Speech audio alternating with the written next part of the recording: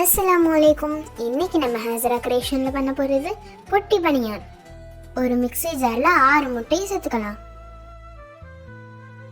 250 ml கப்பால் 2 cup மைதாவை சலிச்சிட்டு சேர்த்துக்கலாம்.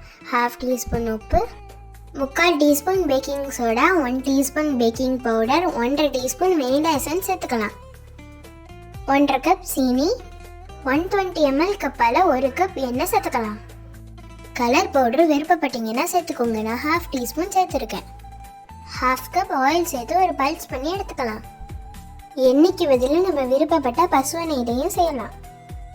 ஒரு பல்ஸ் பண்ணி எடுத்ததோட இப்போ இதில் 120 ml கப்பால் காய்ச்சி ஆற வச்ச பாலை சேர்த்து அரைச்சிக்கலாம். ரா மில்க் வேணும்னாலும் சேர்த்து அரைச்சிக்கோங்க. மாவு இந்த பதத்தில் இருக்கணும். இந்த பேட்டரை ஒரு பவுலில் சேர்த்துக்கலாம்.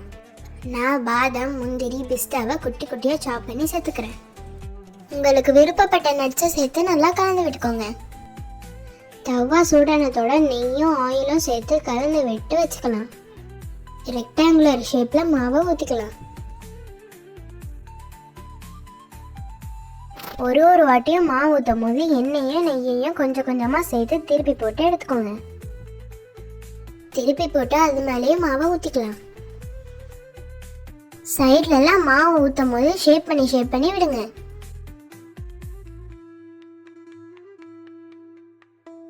இப்படியே திருப்பி போட்டு மேலே அதே மாதிரி மாவை ஊற்றி வேக விட்டு எடுத்துக்கலாம்.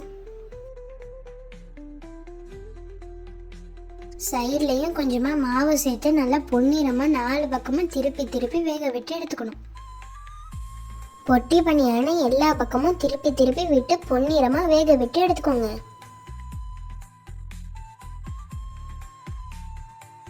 சுவையான பொட்டி பனியார் ரெடி. சைடெல்லாம் கட் பண்ணி எடுத்துடலாம். பீஸ் போட்டு எடுத்துக்கலாம். சூப்பர் அண்ட் சாஃப்டான பொட்டி பனியார் ரெடி. நீங்களும் ட்ரை பண்ணிட்டு மறக்காம எப்படி இருந்துச்சுன்னு கமெண்ட் பண்ணுங்க. உங்களுக்கு இந்த வீடியோ பிடிச்சிருந்துச்சுன்னா மறக்காம நம்ம சேனலை லைக் பண்ணுங்க, ஷேர் பண்ணுங்க, சப்ஸ்கிரைப் பண்ணுங்க.